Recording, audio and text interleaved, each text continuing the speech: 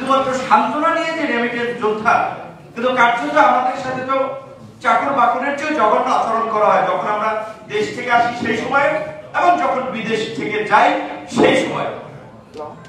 এই সমস্ত কথা শুনে অনেকগুলো ঘটনা আছে যে আপনার বিশেষ করে ধরেন প্রবাসী দুই শ্রেণী, একটা একটু ইউরোপ আমেরিকাতে যারা থাকে তাদের সাথে স্বাভাবিকভাবে এক ধরনের ব্যবহার করা হয়, মধ্যপ্রাচ্যের কথা শুনলে তাদের সাথে আবার আরেক ধরনের ব্যবহার করা হয়। কারণ জানে যে ম্যাক্সিমাম কর্মের সন্ধানে যায়, কাজে তারা কেউ ভিআইপি টিআইপি না, এমপি মন্ত্রীর আত্মীয় স্বজন এই ধরনের দৃষ্টিভঙ্গিও থাকে।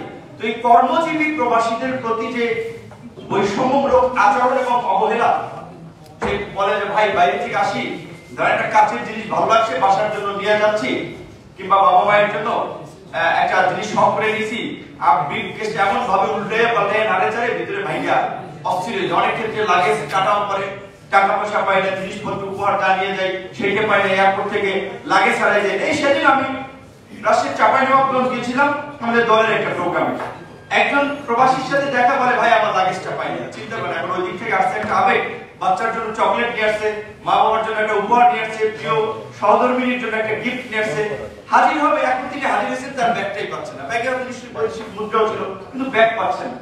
এটা তো নিশ্চয়ই এই অথরিটির দায়। তাই খোকন ভাই যেটা বলেছে এটা ঠিক, যে কার্যত আমাদের এই যে এতগুলো দূতাবাস আছে, দূতাবাসগুলোতে বিভিন্ন সেকশন আছে, কিন্তু কার্যত শ্রম উইংয়ে যারা কাজ করেন কিংবা সেবা দেওয়ার যারা দায়িত্বে থাকেন, আমি 4টা দেশ সচক্ষে দেখে এসেছিলাম গত বছর মিডল ইস্টে, ওমান, কাতার, সৌদি আরব, সংযুক্ত আরব আমিরাত, 4টা দেশে গিয়েছিলাম।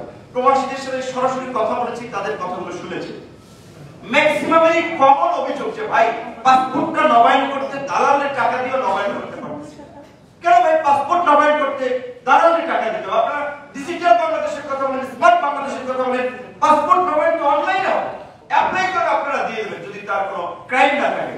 এবং আমাদের দেশে যে পাসপোর্ট করতে গিয়ে প্রথম হয়রানি প্রবাসীরা তো শিকার হয়, সাধারণ প্রবাসীরা পাসপোর্ট করতে গিয়ে বাইরে গেলে একটা পাসপোর্ট লাগবে, দালাল ছাড়া পাসপোর্ট পাওয়া যায় না, দালালের আখড়া হচ্ছে এই পাসপোর্ট অফিস। এখন একজন নাগরিকের এনআইডি বা পরিচয়পত্র থাকা মানেই তো তিনি পাসপোর্ট হোল্ড করতে পারেন, এটা তো তার নাগরিক অধিকার। এইটার জন্য কেন তথাকথিত ভেরিফিকেশনের নামে নাগরিকদের হয়রানি করতে হবে?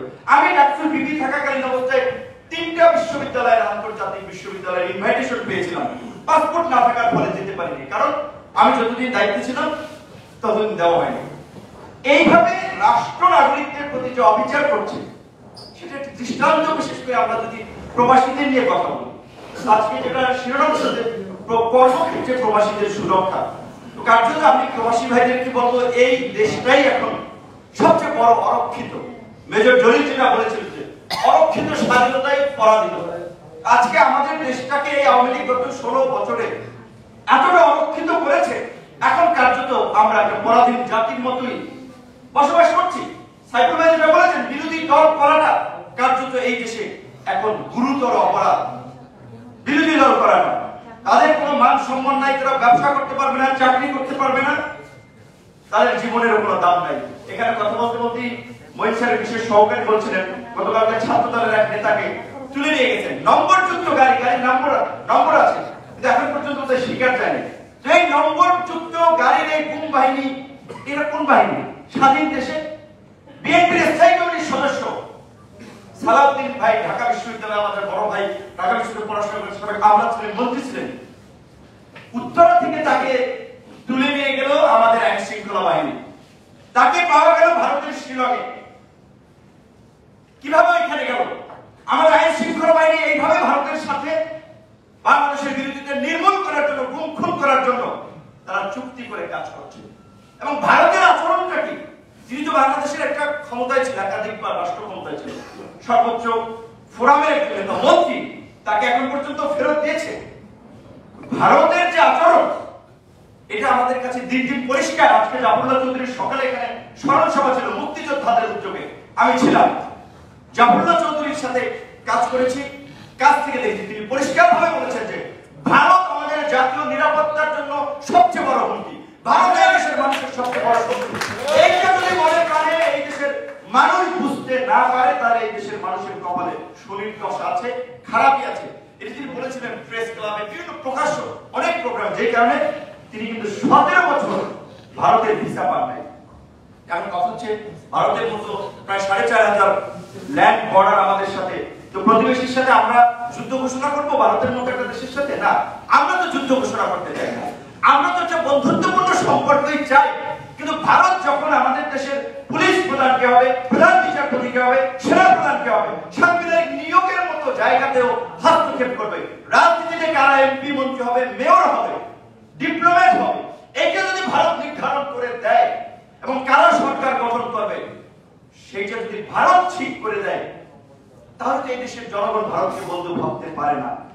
যার ফলে এই একতরফা দামি নির্বাচনে সমগ্র ইউরোপ এবং মার্কিন যুক্তরাষ্ট্র বাংলাদেশের গণতন্ত্রের পক্ষে যেভাবে জোরালোভাবে দাঁড়িয়েছে, ভারত তার বিপরীত আকাঙ্ক্ষায় দাঁড়িয়েছে, যে কারণে এই দেশের মানুষ নির্বাচনের পর স্বপ্রণোদিত হয়ে শুধু বাংলাদেশ নয়, আন্তর্জাতিক পরিসরেও ইন্ডিয়ান পণ্য বয়কট করছে এবং ভারতের আধিপত্য আগ্রাসনের বিরুদ্ধে প্রকাশ্যে আন্দোলন, সংগ্রাম, মিছিল, মিটিং করে যাচ্ছে এবং এটা আরো তীব্র হবে যদি ভারত তার চরিত্রের বদল না করে। নিশ্চয়ই আপনারা একমত না ভারত আমাদের যে আধিপত্যমূলক আগ্রাসন চালাচ্ছে, আপনারা কি মনে করেন চালাচ্ছে? ভারতের আগ্রাসনের বিরুদ্ধে কি আপনারা সোচ্চার হতে চান? অবশ্যই দেশ রক্ষার জন্য আমাদেরকে এই আধিপত্যবাদ এবং আগ্রাসনের বিরুদ্ধে সোচ্চার হতে হবে।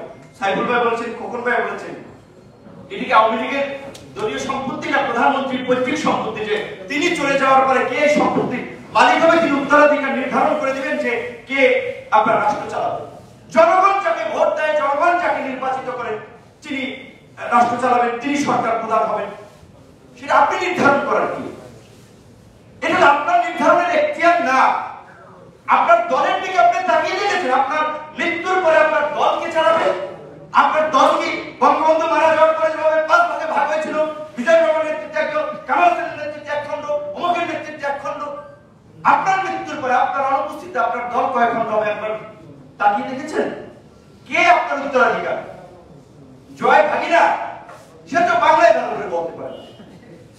পুতুলের কথা বলছেন, শুনছি অনেকে বলছে যে পুতুলকে পরবর্তী উত্তরসূরি তৈরি করার জন্য ইন্ডিয়াও হেল্প করতেছে, যেই কারণে বিশ্ব স্বাস্থ্য সংস্থা রিজিওনাল কান্ট্রি ডিরেক্টর বা আঞ্চলিক আপনার এই কর্মকর্তা নির্বাচনের ক্ষেত্রে ভারত খুব সহযোগিতা করেছে, তার অফিস ভারত, যাতে তাকে নার্সিং করতে পারে ভারত এখন থেকে।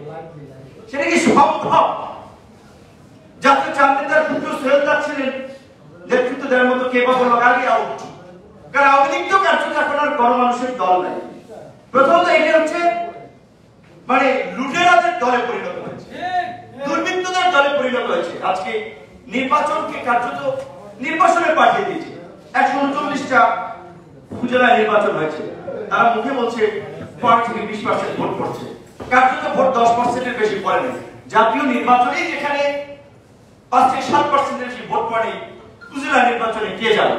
তো নির্বাচন কমিশনারদেরকেও আমরা বলতে চাই, এই নির্বাচনী কর্মকাণ্ডের নামে তামাশার সাথে যারা জড়িত আছেন তাদেরকে বলতে চাই, অনতি বিলম্বে জনগণের পয়সা খরচ করে এই তামাশা বন্ধ করেন। আপনারা বলেন যে এই তামাশা জনগণের সাথে প্রহসন, বেইমানি, ইত্যাদি আমরা করতে পারবো না, আপনারা পদত্যাগ করুন, অন্যথায় শুধু আওয়ামী লীগকে ধরবে না, আপনারা আর 2-3 বছর পরে কিন্তু অবসরে যাবেন। জনগণ কিন্তু রাস্তাঘাটে ক্ষমা করবে না, কারণ আপনারা জনগণের সাথে তামাশা করছেন, মশকরা করছেন, ইত্যাদি করছেন এবং আওয়ামী লীগের এই অপকর্মের সহযোগী হচ্ছেন। কাজী 1 by 1 কিন্তু সাইজ আপনারা হবেন, বিরোধী দলকে মামলা দিয়ে সাইজ করবেন, জেলে নিয়ে সাইজ করবেন। সফল হইতে জনগণের প্রতিরোধ কিন্তু রাজপথ থেকে গড়ে ওঠা শুরু হয়ে যাবে। পরিস্থিতি কিন্তু সেই দিকে যাচ্ছে, মানুষ আত্মরক্ষার্থে অবশ্যই পরিস্থিতিতে যা করা দরকার সেটা তারা করবে।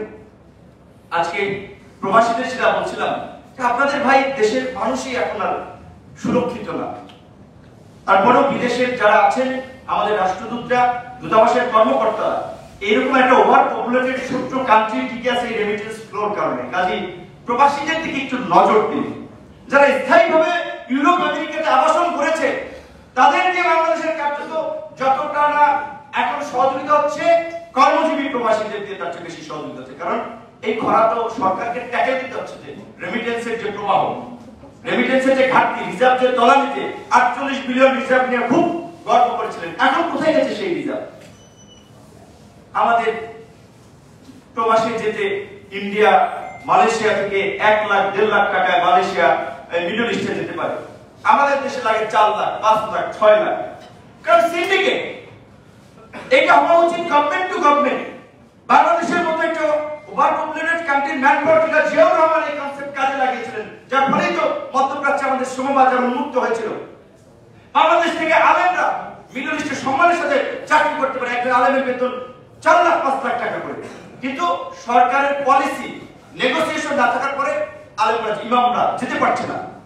মিডল ইস্টে আমরা সবজি রপ্তানি করতে পারি, পুরো বাজারটা ইন্ডিয়া দখল করেছে। ইন্ডিয়ার সবচেয়ে মিডল ইস্টের বড় সুপার শপগুলো, চেইন শপ, লুলু, তারপর আরো কি সব ইন্ডিয়ান কোম্পানি। সেটা আমরা যদি ওদেরকে বোঝাতে পারতাম যে ভাই তোমরা মুসলমান কান্ট্রি, আমরা আমাদের দেশে একটা মুসলিম কান্ট্রি, আমাদের কৃষকের উৎপাদিত সবজি মাছ মাংস তোমরা এখানে নাও, আমরা হিউজ মার্কেট ছিল। কিন্তু এইদিকে নজর দেয়, কারণ যারা এমপি মন্ত্রী হয় তাদের তো দেশকে দেওয়ার জন্য তারা এমপি মন্ত্রী হয় না, তা তো কামানের জন্য এমপি মন্ত্রী হয়। যে কারণে সালমান ইব্রাহিমের মতো দরবেশরা সমস্ত ব্যাংক খেয়েছে। ন্যাশনাল ব্যাংকিং দেখছেন, তার একটা টেলিভিশন, ইন্ডিপেন্ডেন্ট টেলিভিশনের নামে 330 কোটি টাকা লোন দিয়েছে। এখন কথা বলা মুশকিল। আমরা কথা বললে হেড টেলিভিশন আছে, বসুন্ধরা গ্রুপের টেলিভিশন, পত্রপত্র অমুকের, যার বিরুদ্ধে কথা বলবে আমাদের নিউজ কভারেজ করবে না। এখন কথা বলা চুরি করবে, কারণ চুরি করার জন্য এখন তারা সবাই সংবাদপত্র, গণমাধ্যম, টেলিভিশন, পত্রপত্রিকা ভুলে বসেছে গার্ড দেওয়ার জন্য, পিয়ন বসাইছে। যে কারণ আমরা কথা বললে তার ওই ক্ষেত্রে নিউজ কভারেজ করবে। নিউজ কভারেজ দেব আর না দেব, আমাদের প্রতিবাদ চলবে। আমাদের সংগ্রাম চলবে এবং সেই সংগ্রামে আমরা বিশ্বের এই 2 কোটি প্রবাসীদের সহযোগিতা চাই, সমর্থন চাই। আপনাদের আত্মীয় স্বজন ভাই বন্ধুরা দেশে আছে, আগামীর লড়াই সংগ্রাম, বাংলাদেশের রাজনৈতিক পরিস্থিতির পরিবর্তন না হলে আপনাদের অধিকার আদায় হবে না। কাজে সেই পরিবর্তনের জন্য আমরা লড়াই করছি। আপনাদের পরিবার পরিজন আত্মীয় স্বজন আমাদের সাথে থাকবে, আপনারা সমর্থন করবেন। আপনাদের সুস্থতা কামনা করে, আপনাদের মঙ্গল কামনা করে অতিথি যারা আসছেন তাদেরকে ধন্যবাদ জানিয়ে আমার বক্তব্য শেষ করছি।